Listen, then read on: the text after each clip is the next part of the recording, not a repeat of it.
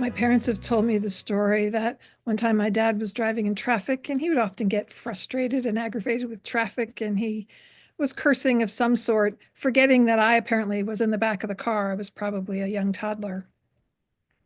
And growing up, I didn't hear my parents swearing, cursing very much.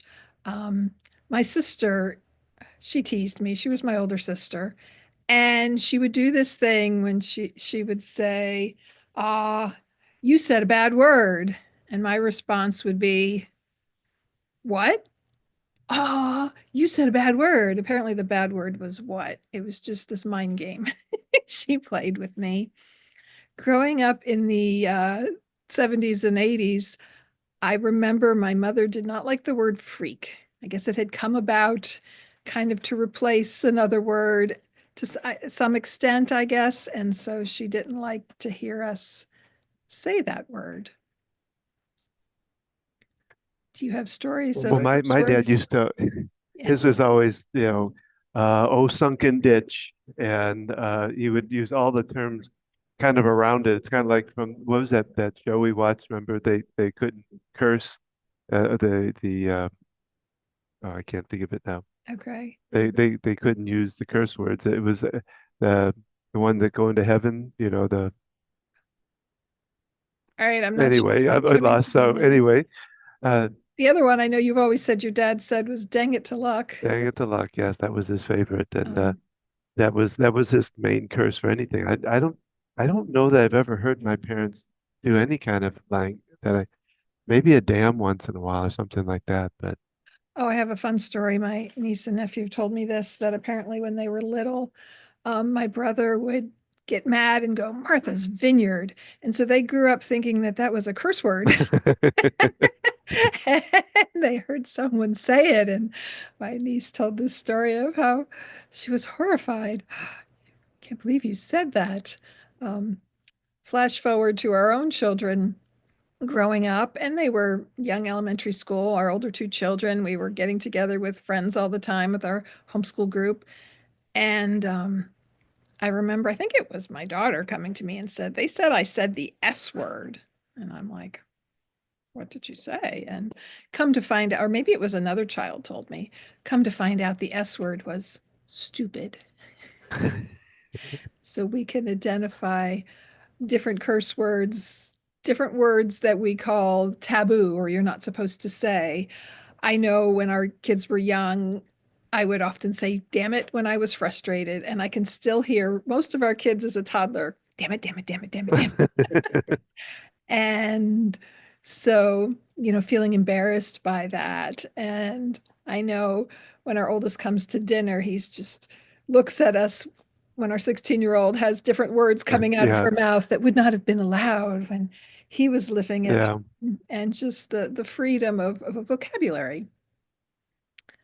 So So hello, this is Gina. and this is Don. This is Focused Healthy Family, and this is podcast number 163. And today we're talking about "don't should on me." And for to start this out, we're going to talk about our uh, a oh, what the heck? Caregiver tip, right, Don? I was going to, but now my caregiver tip just disappeared somewhere. I think I closed it down. Our Um, daughter is volunteering for Special Olympics today, and apparently they're doing face paint. And I see she's got a little bee painted on the side of her cheek. That means she's having a good time. Um, it's coming back up just a second here. Um, so this comes from a tip I did some time ago. Um, about try using mirroring method of communication with your spouse or your kids. When you mirror, you reflect what the other is saying without judgment. So what I hear you're saying is, or so you're saying, then listen. This method includes validation and empathy. So it's pretty simple, but it was well, and it can be so helpful in so many different situations. I was recently doing a continuing education class, as I do for my occupational therapy license, and they talked about the skill of, what did they call it? Validating listening. They had a term for it. yeah. And And I'm like, well, yeah, that's important to do with anybody, let alone someone with dementia. But to really hear them and to really let them feel heard and to express what they're saying. So And it kind of goes to what you and I did some years ago about learning how to communicate with each other. sure. Yeah, we participated in We might need a refresher in it a little bit. Orville Hendricks and Helen Hunt's program. We worked with a therapist who was kind of specialized in that program, working on validating communication. And the cat is jumping in my lap. Well, come on up. So, for something fun today, I recently saw this, got quite a kick out of it. It says Senior Citizen Texting Code. And after I read it, we can share this on the page. LOL, little old lady. BFF, best friend fell. ATD, at the doctor's. BTW, bring the wheelchair. CBM, covered by Medicaid. FWIW, forgot where I was. OMSG, oh my God, sorry, gas. And BYOT, Oh. bring your own teeth. Well, we don't have to worry about that last one so far anyway. So one of the things I wanted to do today is this is something I did years ago in one of my old podcasts was the 10 words we, and I'm going to say shouldn't uh, best say out loud. And I think what I'll do is read them off just real quickly, and then we'll kind of go through each one. But so the top number one is should, and we'll talk about that. Always, never, why, but, ought, must, let's see, whatever, gotta, and have to. So we can kind of talk about each one of these. Should you, Yeah. Don, you really should put your things away when you're done. Don, you really should turn the lights out when you leave the room. Oh, that's a should that shouldn't be. Uh, I'm That's not a the one should you turning should lights on out. me. Ah, So why is it not a good idea to use the word should? well, think about it. It's either looking forward, you should be doing this, and you're not. So there's a stressful place there of you're not doing what you should be doing. Or if you're looking back and you should have done this, it's looking back at something that you can't change. And on top of it, whatever you did at the time might have been right at that moment. It's just when you're looking back and say, oh, maybe it wasn't the best idea, but to beat yourself up about that. I go through that. That's a that's one of my biggest ones when I'm dealing with clients is the should part there. We do it on a constant basis with ourselves, and it's there are times when that's it's appropriate, I guess, that you can would use the word should in your question without doubting it, but we have to really listen to what is it saying about us. Well, and I Um, think when we use it for other people, it's very much pointing the finger. mm, You should do this right now. So it's very accusatory yeah, that's good. judgment, um, rather than I would like it if you would do this, or do you think you can? Or and yeah, like you said, on ourselves, we do this often, and it's a form of beating ourselves up, of getting frustrated with ourselves for not doing something, and it doesn't help us move forward. Yeah.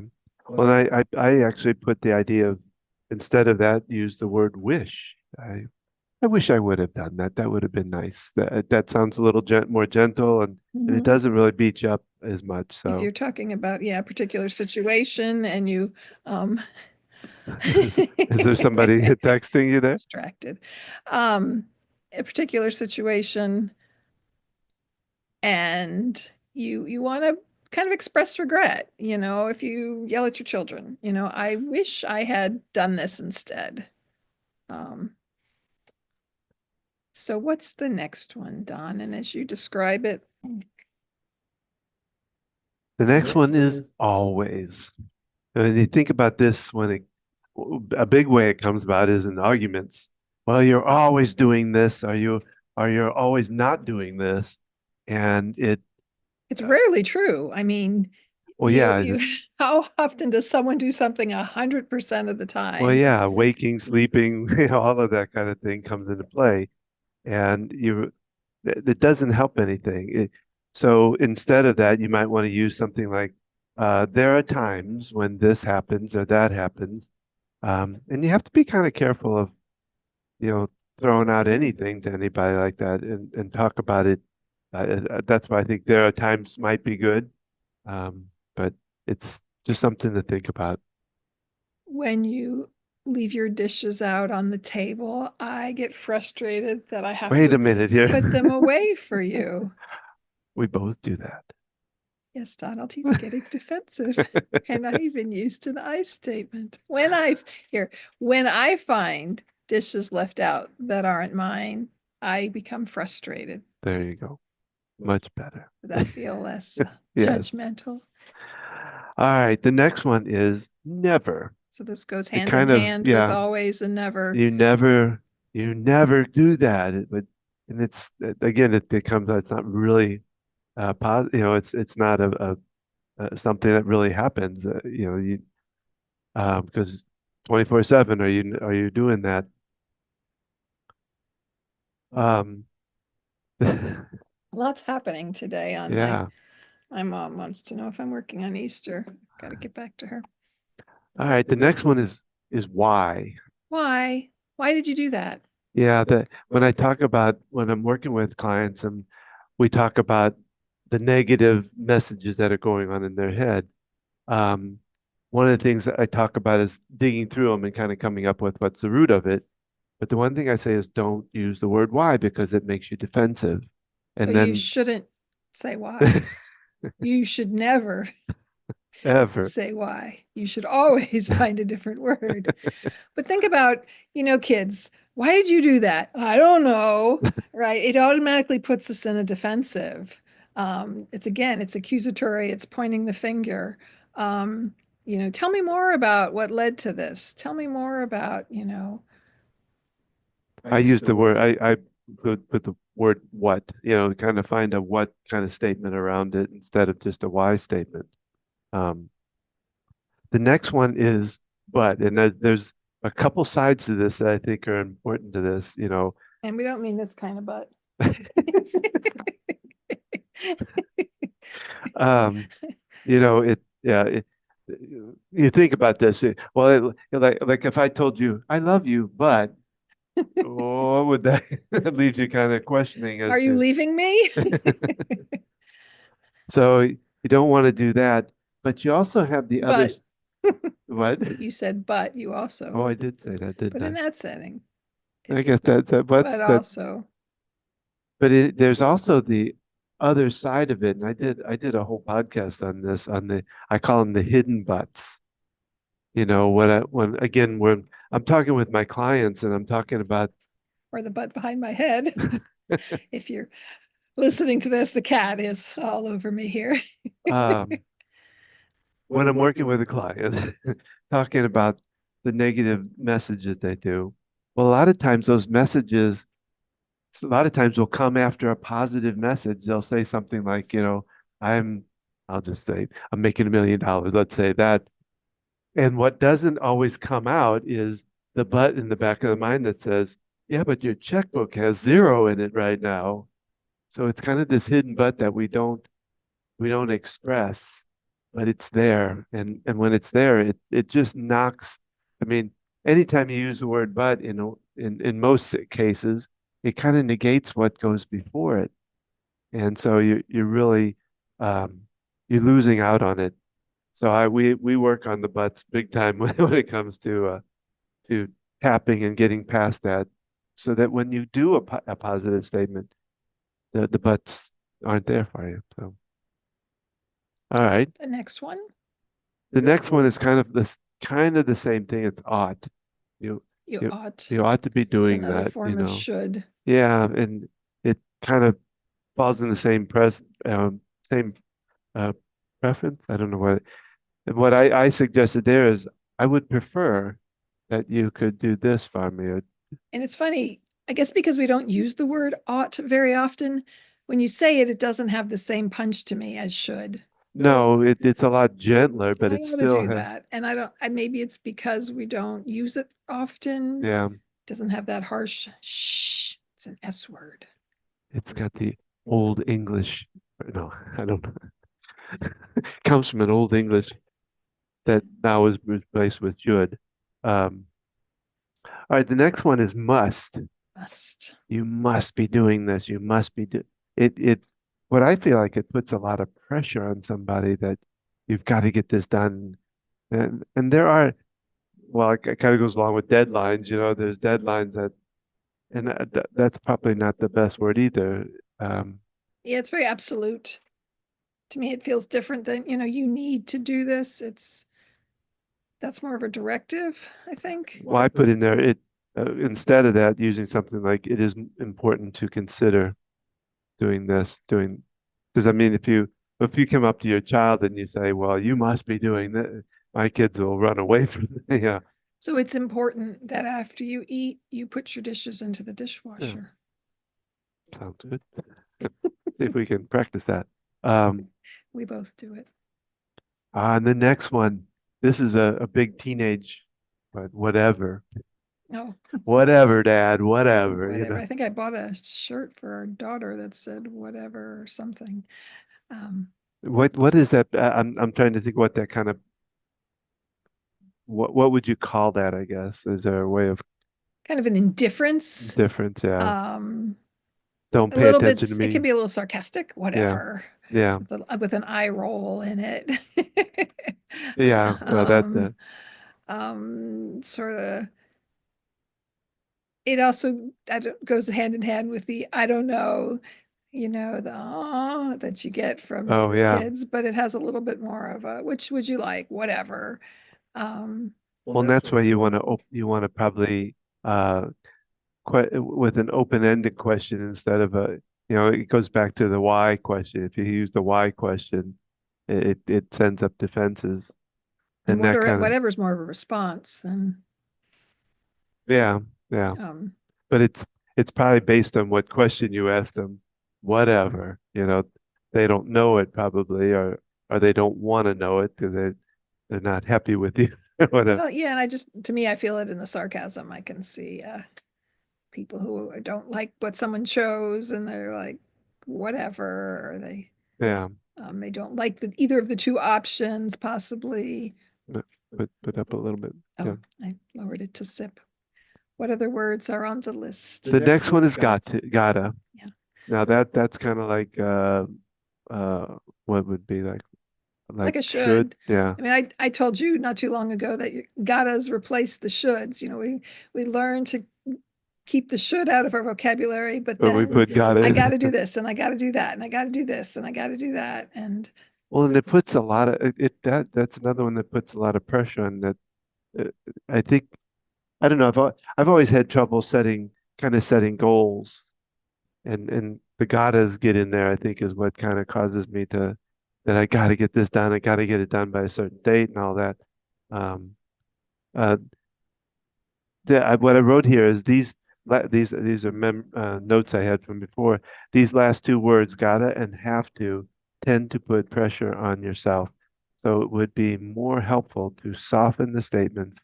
Example, um, instead of I gotta get more money, might be I am finding ways to bring more money to myself. the other thing, when we're just thinking about what we need to get done, I learned this from my good friend and spiritual mentor. I get to. Oh yeah. Because I got to, I have to, I should. It brings on a sense of dread. Oh, I got to do these things. That means I don't really want to do these things, but I get to.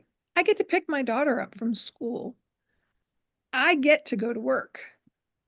I get to, um, have options for breakfast in the morning. I get to put the dishes into the dishwasher. So I got a question for you. Do any of those statements have a kind of what I call the hidden but? Do they have a that goes, Yeah, but I gotta, do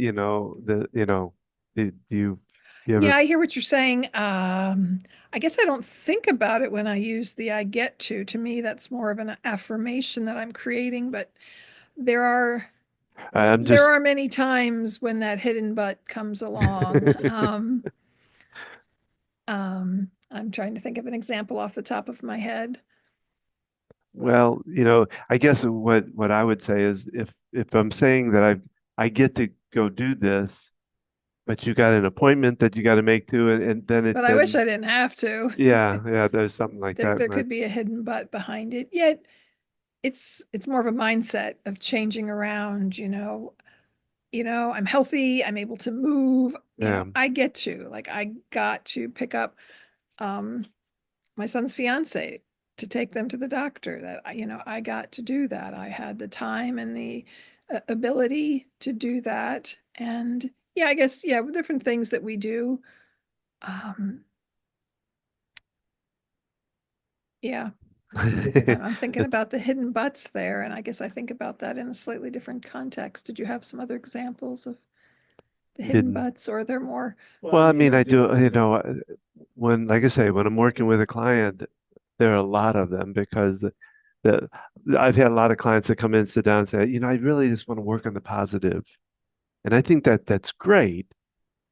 But what I always ask them is, I want you to really pay attention to what I call him my little munchkin on the shoulder that as soon as I say something positive, he kind of kicks me in the side of the head and said, no, you don't remember last time when you did that, and it throws out a whole different scenario for me that just ruins what I try to put out there. And so that's what I really try to get them to work on. Let's get the butts out. So when we do have a positive, it is real positive. It really plays out for us. well, I think it's important to acknowledge the negative. We have to Hmm. give it a voice, otherwise, it will kind of creep up on us in subtle, different ways. And so I know when I've done tapping before, I'm excited. I get to walk, I get to take care of myself, but I've gained all this weight and I just feel like I can't, it helps to voice it out there. I think it brings down the intensity of it when we say it Hmm. out loud. If it's this hidden secret, this underlying message that we don't, we try to push it down. What's going to happen, right? The balloon in the water, you push and push and Hmm. it's going to pop back up. Well, I talk about it kind of goes when I'm talking about we're in a program with um, the doctor that I'm working with has a program, and I talk about it moving people to a more conscious life, and most people come into his office and they're worried about something here is not working right. They become very aware of it, and that's why they come to us. And my job is really to have them become aware of what's going on up here. And so I actually take it a step further and I call it arm length awareness. And it's talking about, we tend to catch these, like you were saying, a negative thought, the weight or whatever it is. We catch it out here after the fact, and we do one of two things with it. We either beat ourselves up about it, you know, or we distract ourselves, which is kind of putting that balloon underwater, and it'll just keep coming back. It may not be right at that moment, but it'll come back. And so what I ask people to do is we want to still catch it out here, but we're not going to beat up or distract ourselves. We're going to accept it because what I really find is when we have these messages, our mind is there to protect us and keep us safe and keep us from being hurt and things like that. And so it sees us repeating these same things over and over and over. And so when it sees us do it again, it says, well, you know what? What's safe for him is when he responds the way he's been responding. And so we have to say, whoa, whoa, wait a minute. I now see it. And I get what you're doing, Mhm. but we don't need to keep holding on to it. We need to work on changing it. And then it's small changes. It's not that we just jump from, I'm not good enough to I'm great in one big leap. That's when you have those butts. Yeah, I am powerful and I am a wonderful yeah. person, but am I? I don't know. So what I talk about is little tiny changes that slowly changes. The first thing might be just, hey, I see it. I don't really like it, but I'm going to accept it so I can begin to change it. And then we can make changes from there. It makes me think of neutral statements. One of our kids' therapists talked about, jumping from the negative to the positive, and it just doesn't feel very real. So instead of, no one ever talks to me, I'm disappointed when people don't reach out to me. I don't like, being by myself, or kind of bringing it down to kind of more of a statement than that is Mhm. exaggerated responses, because a lot of times it doesn't feel authentic to jump to the super positive. How are you feeling today? Oh, wonderful. uh, Yeah. um, Well, yeah, because the mind jumps out and I goes, got out of bed and I got dressed and I made it, to where I need to go on time. It's sort of a middle ground. And so that's something to think about, especially with our kids and also our loved ones. I see that people doing this with their older loved ones, don't say that. You don't mean that, yeah, And they say, I'm tired and you know, I'm just ready to die, or I'm just done with this. And, so you're really exhausted. And, yeah, and if you meet them where they are, and they might come around to a little bit more neutral too. But a lot of people really feel the kind of toxic positivity I hear kids these days saying, yeah, and just seeing that, and it's like the over exaggerated, the always, the never, right, the extremes that don't feel true, because it feels very accusatory, um, well, and so our mind will kind of argue with that. it goes into kind of plays into the law of attraction. I listen to Esther Hicks quite a bit, and she talks about, you know, envisioning and going towards what you desire. But she said the problem is a lot of times people work, they'll first start focusing on, I'll just say a million. I want to make $1 million or something. They'll start focusing on that. And then all of a sudden it just kind of changes to, but the checkbook still has, zero or, $200 in it. And then so they turn their focus towards the wrong way. And so that's why I say it's really good that we want to work on getting that negative out, so that we can focus on what we desire. Makes me think of small goals. If you have a big goal, breaking it down into steps and doable pieces. So there's so many different nuances of this topic here, of words that bring us down, that can be accusatory when spoken to other people, or just a way of beating ourselves up, and finding kind of a middle ground, saying things. The big thing is using the I statements when you're talking to somebody. Mm. I feel this way when this happens. When this happens, I feel. Because you can be a very negative word. Well, the finger comes You, out, doesn't, when it happens. you So, do this all the time, people get defensive right away, rather mhm. than, when I find the dishes all over the counter, I'm frustrated. Um, um, putting it into that I statement. Mhm. Any other thoughts, any other words that come to your mind that might be negative or Well, just on a different note, thinking about, raising children, we talk about caring for loved ones, but also the whole gamut of um, being a parent in the sandwich generation, that we've told our kids words only have the power that you give them. yeah. And, thinking about those forbidden words and curse words. And I was looking up the history of swear words, and it said originally in the US, they were designed to put a curse on someone. It was literally, um, and so, like, I know I've talked about, and I've heard other people say this, and I really like this. It's one thing to, drop something on your toe and say an expletive, but it's another to call someone a name, to use it in a derogatory manner against someone else versus an expression. So I think that's an important nuance. And also something, we can talk to our kids about. We can have conversations with them about this, because they're just words, they're just letters arranged. Hmm. And if we give them so much power, like, when mom said, damn it, damn it, damn it, damn it, damn it, it's like it's this forbidden thing. And I know with kids, the best thing to do, a word slips, is kind of ignoring it, not making a big deal out of it. And I think we did pretty well when our kids did that. And then, they kind of phased out of that. They didn't feel the need to continue repeating the word, but realizing, especially as kids get older and understanding context of words and Well, thinking about what we've gone through as a family, I mean, we've had a lot of anxiety in our family, and I think that because of the what they went through, a lot of the both all of our kids really, some of the things they've gone through in their mind, it was really hard for them not to use a few languages that trying to just get rid of it, and I think that played a lot on each of our children with the anxieties.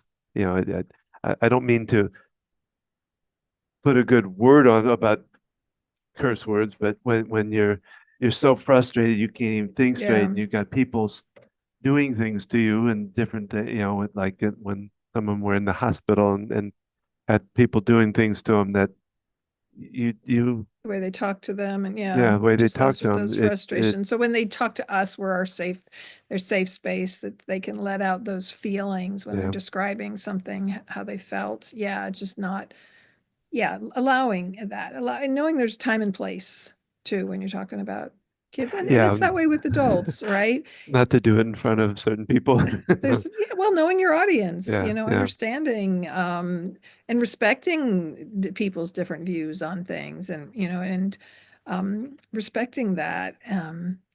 Well, I think I go back to when our oldest was young, and there was a parent that didn't want their child to say the word but, And I think about I can only imagine that he run after when she's not around, he's going but, just really, and it's such a simple, word, but I mean everybody has their own preference, I guess.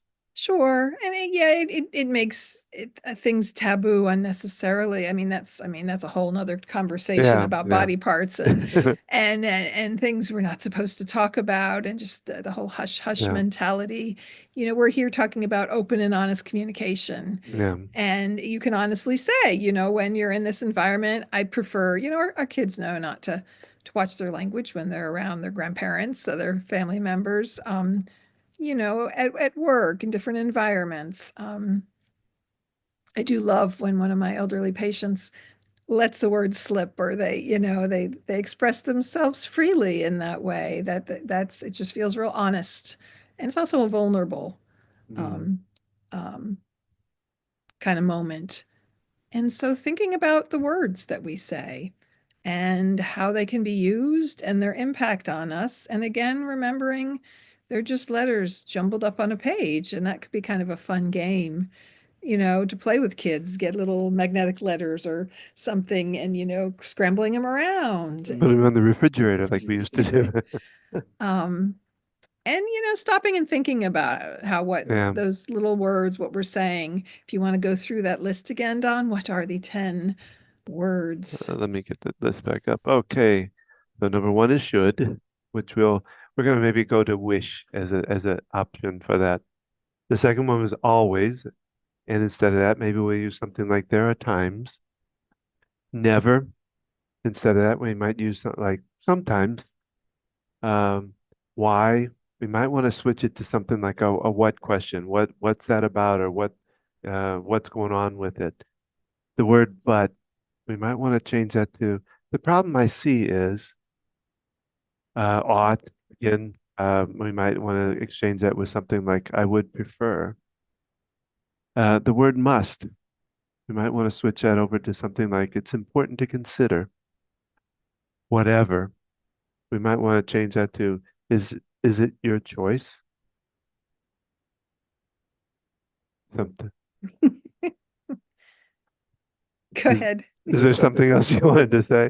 I got a signal over here. I didn't know. Gotta and have to. There, it's kind of. I'm trying to think what I one of might be something like I am doing my best to get this work done. So those are our words for today that we hope you maybe take some thought into and think about how you might want to change your ways of talking. So that is our podcast for today. We hope that you've enjoyed it. We'd love to hear from you. Maybe leave a comment for us. Subscribe if you come on to any platform that you're doing, or give us a like. Uh, you can find out more about what Gina and I do, the consultations we do, that Gina would love to sit down with you and take some time to help you through the journey you might be taking with your aging loved one. Um, we also, she has her Ask the OT, which we're getting ready to put out with some really good uh, videos to be able to see about how to put things together, how to do things. Um, you also might want to check out about every week I do um, um, A tapping group. thank you. My mind's going. My tapping group. You can simply register by going to focushealthyfamily.com/EFT-group. You register so we can send you out the information because it's on Zoom. Um, you can find out more about us at focusedhealthyfamily.com. You can find us at Facebook at Focused Healthy Family. You can find us at Instagram at Focused Healthy Family 1 and YouTube at Focused Healthy Family. Join us each Thursday when we produce this podcast. We do it every Thursday. You might want to check out our past episodes. There's a lot of good information there. And you can find out all of that at focusedhealthyfamilypodcast.com. And remember, how you speak to your children and your loved ones today shapes their future and yours.